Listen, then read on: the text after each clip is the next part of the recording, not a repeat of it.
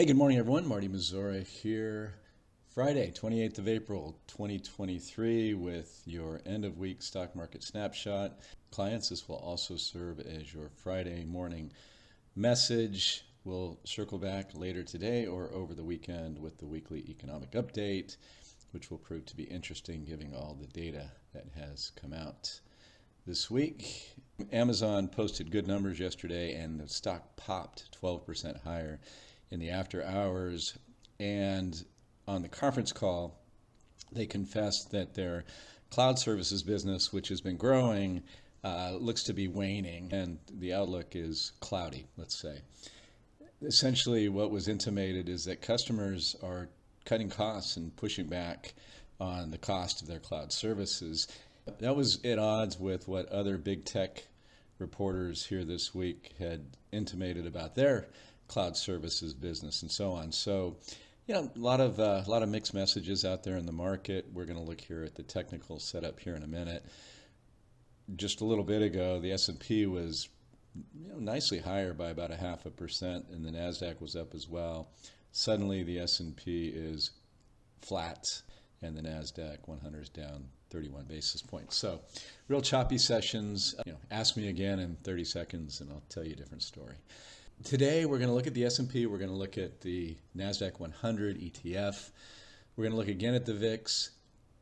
We're going to look at several breadth indicators. Readers of the blog, you notice I've been talking about breadth. A lot of people have. How this rally this year has been epically dominated by just a handful of stocks. We'll talk about that. We'll look at futures, speculators positioning, and update our look at Microsoft as well. And I need to pull up the Apple chart too, since I featured that recently as well. So that's the lineup for this morning. I'll try not to keep you all morning, but I think this is important stuff, good stuff for those of you who like these updates for sure. Okay. So back to the S&P. You remember what I was talking about Wednesday? Just a bearish setup. My preferred pattern here was this rising wedge pattern, right, as opposed to this nice bull flag that we were seeing. So the rising wedge actually is still playing out despite the comeback yesterday, and so far this morning, this is a delayed chart. S&P is trying to scrap a little bit higher here again. But we really need to break back above the resistance line here that we're testing big time.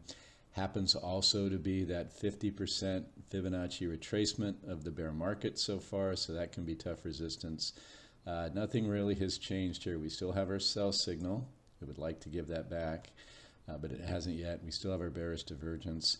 We did come back above the 20-day moving average. That's very positive on a short-term basis. Typically when we break that, we lose it for a while, and we're still looking at a bearish divergence from a pretty relatively high RSI, relative strength index. Since we're going to talk about breadth this morning, we'll look at it in terms of volume. So unbalanced volume is anything but perfect, but over long periods of time, to me, it's meaningful. So notice here, and this is a one-year chart. And by the way, when you look at the one-year chart, you can see we've gone absolutely nowhere in the S&P. We've gone just inside a tight trading range that, of course, we will break out of ultimately, but nobody's made any money just in terms of the price of the S&P over the past year.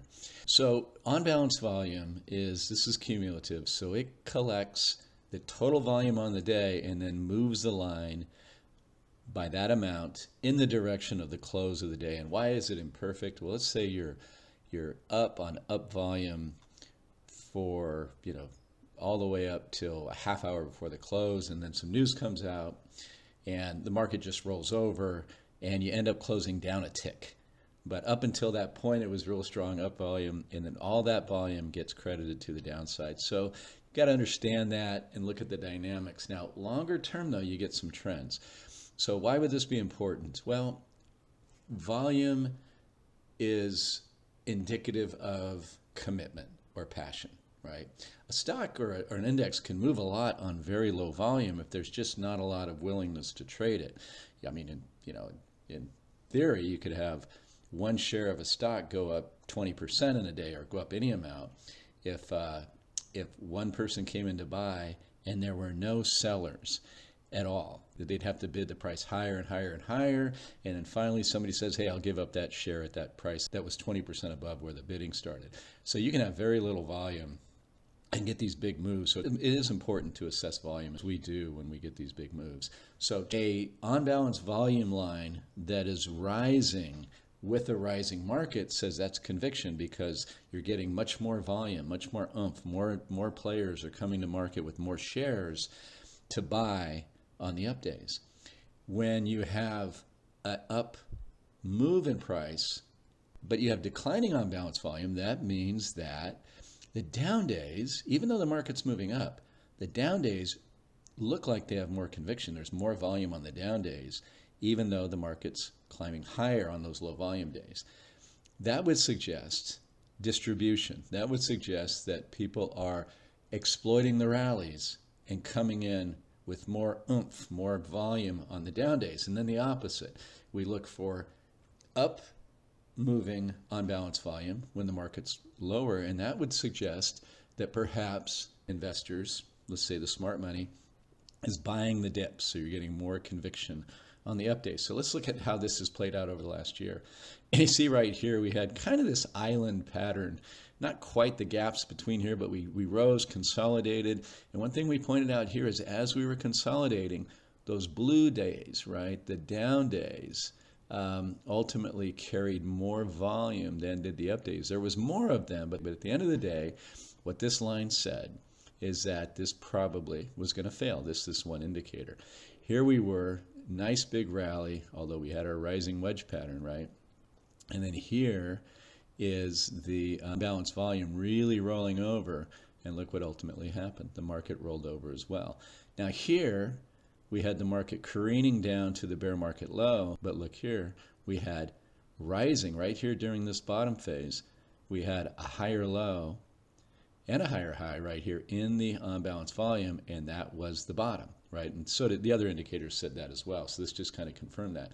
During this whole, increase back up to that 50% retracement, we had rolling over unbalanced volume, and it really rolled over at this double top. So that was very bearish. I was kind of surprised that this one didn't give up more of the ghost. So we consolidated here, came back up. Now, folks, during this period right here, we're right back up there again, and we are continuing to roll over with our on-balance volume. Plus, again, we have generally bearish looks here. The Qs, the NASDAQ 100 index, this one looked really bearish to me, right? And Microsoft and Meta, you can thank for the comeback here. And remember I said, we could come back here, and I think it was on Microsoft, but same thing here. I said that, we could come bounding back, but there's quite a bit of technical damage here by the way we look at things that needs to be repaired. So we're still on our sell signal, still very bearish divergence, even have one, for that topping pattern right there. So, big impressive rally, huge yesterday, right? But not technically, right? Technically, it's just looks like, a snapback rally and something to be faded if you're bearish on general conditions. The VIX, remember, right, when we looked at this the other day, we were spiking higher, and I said I would be surprised, but we could very well, it's earnings season, lots of things can happen. Who knows, maybe we'll just come right back down, and that kind of consolidation with a bullish tilt to it could continue. I said that's not my expectation, but it's exactly what happened. As we sit here today, we're just right back to this line right here, right back to levels where the market topped back here in January of 2022. Up until here, we were a VIX that pierced 20, coincided with a failure of the bear market downtrend line, finally broke above it, tested it. Like I said, the bulls could be real excited right here because this looks like a breakout with a successful retest. Again, if we were bullish on general conditions, I'd be telling you a bullish tail right here. But that's still not our base case. Our base case is that ultimately fails and that we get back down below this bear market trend line. And I'll be more than happy to adjust our base case if conditions allow us to before we get there. Okay, so more on breadth. The S&P 500 advanced decline line really has been nothing too special here or nothing too unusual. This is a one-year chart as well. I've been staring at this chart for decades actually, and clients, I don't know if you'll remember this, I do very vividly, that nauseating 2014 to 2016. We saw a 16% correction along the way, but pretty much 2 years of nothing, right? Just a consolidation pattern. About 6 months before the market broke out to the upside, this blue line broke out to the upside. And that's that more conviction to the upside. All of our macro work, our general conditions assessment was bullish at the time as we came out of it. So the videos I was doing back then, I was very bullish. I said, this is probably very telling. Sure enough, we broke out to the upside, but I was really levering the AD line and breadth at that time. Notice here on a very short-term basis, December of last year, you see here the advanced decline line was actually had higher lows and higher highs while the market was still breaking down. And look what happened. We broke out of that very nicely. You know, here we had this rolling over more aggressively here than the price was, pretty flat down here. And so I was painting, you know, a negative picture here. We got it for a minute, but then we bounced right off of that. And right here, though, is where we're at today. And as you can see, that's flat and that's very low. So this downdraft was met with much more volume than was the updraft. The S&P 500 cap weighted index, the white line, the equal weight index, the green line, right? As of day before yesterday, the S&P 500 was up, 5.75% or something. S&P 500 stocks, when you break them up evenly, were negative on the year, right there, really negative on the year right here, right? While the S&P was positive. This is that handful of stocks moving the entire index. Folks, you know, in a good bull market advance, you want to see all boats or most boats rise with the tide. This is just a handful of big boats rising with the tide. Everybody else was still sinking. In that vein, remember yesterday I showed you Vincent Deluord's chart. In fact, I'll pull up yesterday's blog post. He called it his ugly chart of the day on Twitter. The top 1,000 U.S. stocks are up 6.2% year to date. All of these gains came from 7 stocks: Apple, Microsoft, Nvidia, Meta, Amazon, Alphabet, and Tesla. The remaining 993 stocks had a small negative contribution, and the next 2,000 stocks are also down. That is anything but a sign of a healthy market. So S&P 500 members trading above their 50-day moving average. Now the S&P is trading still nicely above its green line here, the 50-day moving average. The number of its members, however, virtually half, so nearly half of the S&P 500 members are actually below their 50-day moving average. So how does that tend to look on the chart here? Well, here we have price, you know, making higher lows here recently, and a very much lower lows on that particular metric. Here was the market, you know, nice big move, long, slow move lower. So breadth was declining there by this metric. Here we were, you know, heading into the COVID situation. And again, long moving stuff here. Here's a year of, you know, slower movement. There are lower readings there, and then quite dramatic as we spiked there, right? You can see here, same thing kind of going back. So this is pretty consistent stuff. We had a very bullish short-term look here that turned out to play out. That was really the beginning of something better here. Lately, though, that would be a concerning chart. Same thing on the 200-day moving averages. Stocks are notably above the 200-day moving average as a group. 37% are below, but here's the trend we're looking at right here, right? Same thing here, right? Bearish divergence, very much so here, and then very much so here. So overall breadth is going to score a real negative in our equity market conditions index, which we're going to update if we can over the weekend or early next week. Also on breadth, this one I featured on a written blog this week. This is the NASDAQ composite. Here's an uptrend. It's an upward wedge, but just really poor breadth. Very declining, advanced decline line in the NASDAQ composite index.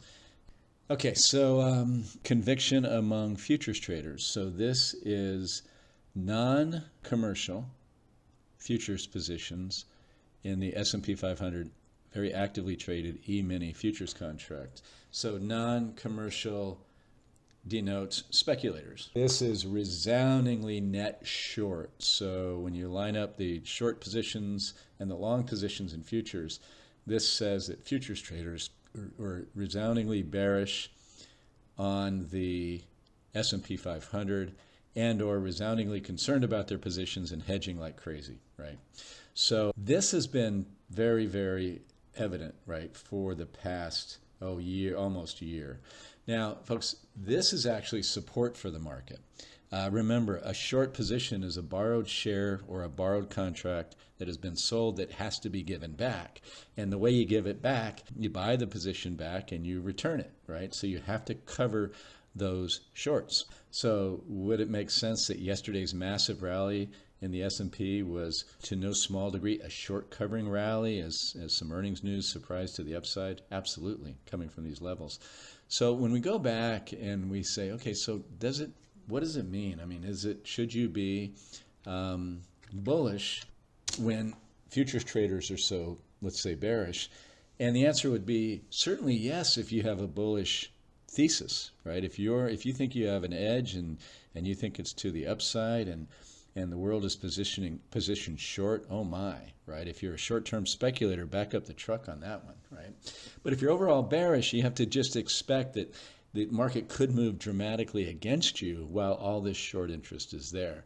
So the last time we had short interest that was that extreme was around here, this 2012, 2011, 2012, coming out of that European debt crisis. This was almost a 20% decline from here to there. And you can see that, the market was still chopping around. And while we were this low, we didn't have this big, huge thrust as the shorts began to cover. Got into, I think it was a 10%, 11% correction right in here. But you can see the short interest was waning. So as these shorts were covering, then, the market was moving higher. I mean, again, this is support. This is buying, right? However, from here, the last time that futures traders were this short was in 2007, and they were bang on. I mean, from that point, to here, the market saw a 57% decline. So we want to be careful and not go say, hey, everybody's short, time to buy. Well, not if you're bearish overall. Maybe time to hedge your downside bets a little bit because you are going to get these big pops like we did yesterday when there's this much short interest out there, yada, yada. But don't go thinking that just because the world is short that you're going to have a big payday. I'm sure people thought that here. And as the shorts turned out to be right, people had to unload and take on some massive losses. And folks, what happened right here? A recession, right? If we're right on our recession call, this has more to go to the downside. Okay, finishing up here, Microsoft. This is the one where I said, we have earnings coming out, really bearish chart, and the technicals were playing out just like you'd expect given how the chart looked, had our sell signal. And remember I said we could get big earnings and come bounding back. That's exactly what's happened here. So now, next time we look at this, we still have a rising wedge pattern. And this is one where I said there's a lot of technical damage to be corrected, and it may very well get that way. But we still have some negative divergences here. We're about to get overbought again on the RSI. And we just established a big whopping gap right here. So if this is something to be faded over the next few days or couple of weeks or so, it wouldn't be at all surprising to see Microsoft come right back down and just come plunging to the top of the gap first, and then in here technically would be some testing of support, but that turns out to be a whipsaw ultimately. And then lastly, good old Apple. I think it's next Thursday that Apple reports. So really just moving right back in to a rising wedge pattern here, right? Just very negative divergences here, looking to be overbought. So if Apple disappoints, and Apple is the top dog in these indexes, oof, that could be real ugly. If it surprises or if it meets, bullish expectations, it'll break up above here, probably find a little bit of resistance up here, just whatever that is, below 180. Yeah, we're not bullish on the economy, therefore we wouldn't be bullish on Apple at this juncture. But again, folks, this is what makes markets work, right? What I'm showing you here are technical factors. Our assessment of general conditions is bearish, therefore we think ultimately odds favor these more bear-like patterns. But that's what it's all about. I say this almost every time. It's not about being right when you're managing other people's money, at least from our perspective. It's not about being right on direction on any short-term basis.